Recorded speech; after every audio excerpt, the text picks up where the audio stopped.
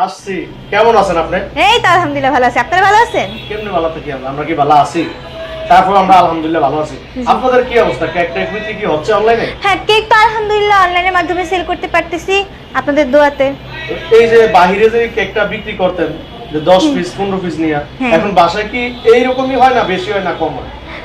বাসায় বলতে গেলে একেবারে কম হয় না আর ওরকম অনেক বেশিও হয় না, মোটামুটি অ্যাভারেজে চলে যায় আর কি। কেমন লাগে বাসায় এই যে এখন বসে আছেন আজকে 4-5টা দিন, আগারগাঁও যাচ্ছেন না, বিক্রি করতে পারতেছেন না, মানুষের গান শোনাতে পারতেছেন না, মানুষ আপনারা দেখতে পারতেছে না, এই জিনিসটা আপনার কাছে কেমন লাগে? আসলে এতদিন যখন আমরা কাজ করছি কাজের সাথে সাথে তো কিন্তু আমরা আনন্দও করেছি অনেক, তাই না?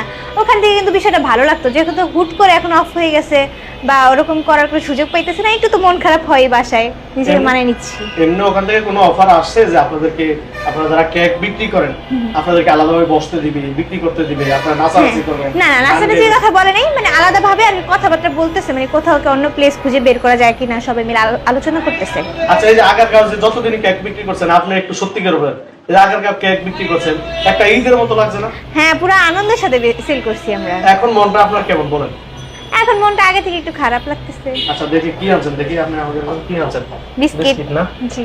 আচ্ছা, তাহলে মোটামুটি চলছে না ব্যবসা? হ্যাঁ আলহামদুলিল্লাহ, কিন্তু মনটা বেশি ভালো নাই মনে হয়। না, মনটা খারাপ কিন্তু ব্যবসা ঠিক আছে মোটামুটি।